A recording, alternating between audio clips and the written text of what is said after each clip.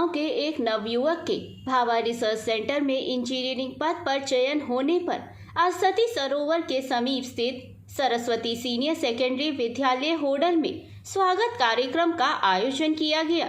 सरस्वती विद्यालय के चेयरमैन हेतराम सौरोत ने बताया कि करमन गांव निवासी ब्रिजेश दीक्षित, जो कि उनके विद्यालय में 10वीं व 12वीं कक्षा में प्रथम स्थान पर उत्तीर्ण हुआ था। उसके बाद उसने इंजीनियरिंग की तथा 2 साल पहले उसके पिता का देहांत होने के बाद भी उसने हिम्मत ना हारते हुए इंजीनियरिंग की परीक्षा के बाद देश की सबसे बड़ी भाभा रिसर्च सेंटर में इंजीनियरिंग पद के लिए फॉर्म भरे थे। वहां पर उसका चयन होने के बाद अब उसको ट्रेनिंग के लिए बुलाया गया है। हेतराम सौरोत ने कहा कि ये हमारे इलाके के लिए एक हर्ष का विषय है कि जहां आज नौजवान प्रशासनिक पदों के लिए ललायित हो रहे हैं, वहीं एक ग्रामीण करमन गांव के एक नवयुवक ने अपने आप को इंजीनियरिंग के रूप में देश सेवा के लिए चुना है।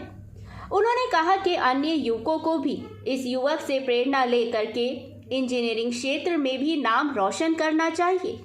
उन्होंने प्रसन्नता व्यक्त करते हुए कहा कि ये उनके सरस्वती सीनियर सेकेंडरी विद्यालय के सभी स्टाफ सदस्यों की ही मेहनत का परिणाम है, जो आज इस विद्यालय के छात्र ने इतने बड़े केंद्र में अपना स्थान पक्का किया है।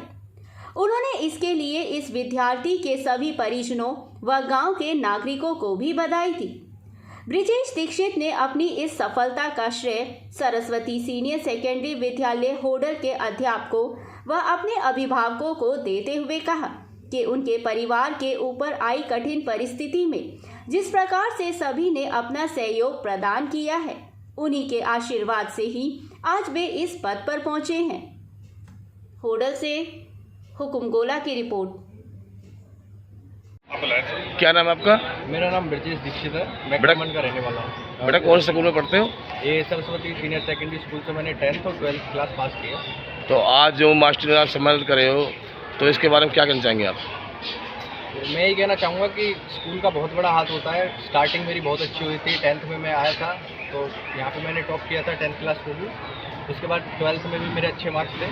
उसके बाद मैंने BSc किया और 2023 में मैंने ये जो एडवर्टाइजमेंट आया था बार्क का, इसमें फॉर्म डाला था और इसका फाइनल रिजल्ट 2024 जुलाई में आ गया है और अब मेरी ज्वाइनिंग है 14 नवंबर को। कहाँ पे ज्वाइनिंग है आपकी? ज्वाइनिंग है मेरी कलपक्कम, तमिलनाडु में। किस डिपार्टमेंट में आपकी ज्वाइनिंग हुई है?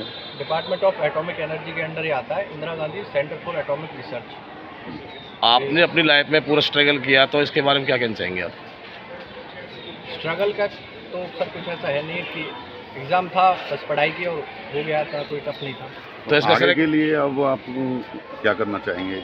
आगे के लिए तो डिपार्टमेंट में जाने के बाद प्रमोशनल जो भी है वो। तो इसका श्रेय किसको देना चाहेंगे आप?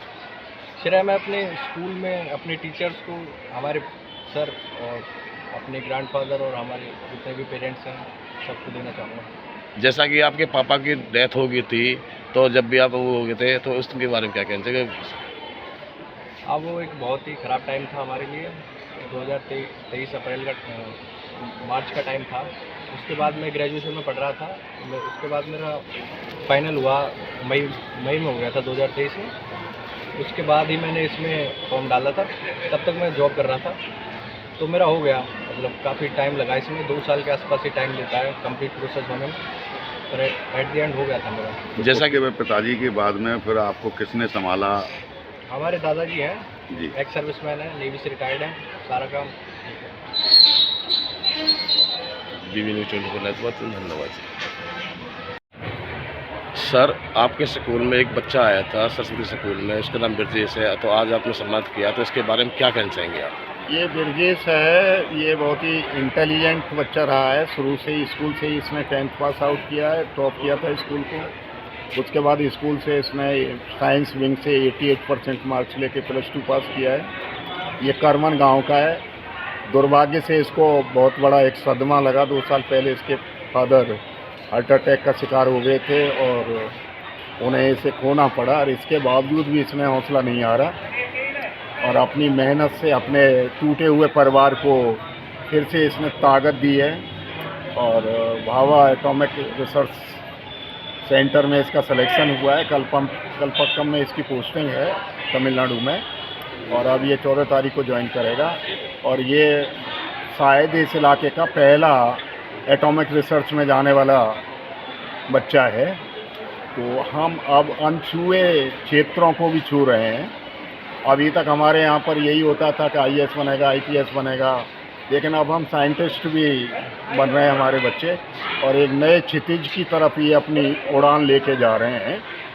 और मैं उम्मीद करूँगा कि ऐसे बच्चे और अपने पंख खोलें, ऊंचा उड़ें, लंबा उड़ें, और देश को गौरवान्वित होने का, समाज को गौरवान्वित होने का, अपने परिवार को, इलाके को, सबको ये संबल बनेंगे, ताकत देंगे। आने वाले बच्चे भी इनसे प्रेरणा लेकर और ज़्यादा अच्छे परिणाम दे पाएंगे, क्योंकि ऐसे बच्चे ही समाज की सच्ची धरोहर होते हैं।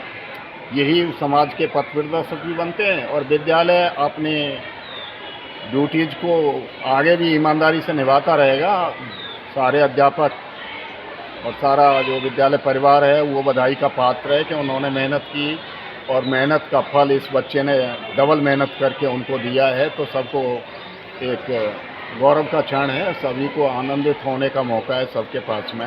हमारे लिए ये गौरव की बात है कि हमारे बच्चे अब साइंटिस्ट बन रहे हैं, गांव से निकल के। और एक ऐसा बच्चा जिसने अपने फादर को अर्ली एज में खो दिया हो, उसके बाद भी उसने अपने पीछे मुड़ के नहीं देखा, अपनी यात्रा को जारी रखा। मैं गांव के जो सरपंच साहब हैं, हुकम सिंह जी, उनका धन्यवाद करता हूं विद्यालय में आने पर, और विशेष तौर पर इनके दादाजी जिन्होंने बच्चे के ताकत को कम नहीं होने दिया, अपना आशीर्वाद बनाए रखा, जिनका बहुत बड़ा रोल है इसकी कामयाबी में। तो मैं इनके दादाजी का भी बहुत बहुत शुक्रगुजार हूँ, क्योंकि जो शिक्षा के महत्व को समझ रहे हैं, अब समाज के हमारा वो वर्ग भी शिक्षा के महत्व को समझ रहा है कि जो कभी बहुत ज़्यादा शिक्षित नहीं था। क्योंकि गांव में हम लोग जब रहते थे, गांव में हमारे बुजुर्ग जो होते थे वो शिक्षा पर बहुत ज़्यादा बल नहीं देते, लेकिन अब शिक्षा का महत्व ग्रामीण अंचल तक, तेल तक जा रहा है, अंत तक जा रहा है। और ये बच्चे अपने क्षितिज की तरफ उड़ रहे हैं, बढ़ रहे हैं। ये हमारे लिए, हमारे इलाके के लिए, विद्यालय के लिए, परिवार के लिए, सब के लिए बहुत ही गौरव का क्षण है। और मैं इसे अनंत गहराइयों से बहुत बहुत शुभकामनाएं देता हूं दिल से कि ये इसकी यात्रा मंगलमय हो, और ये अभी रुके नहीं, ये रुके नहीं।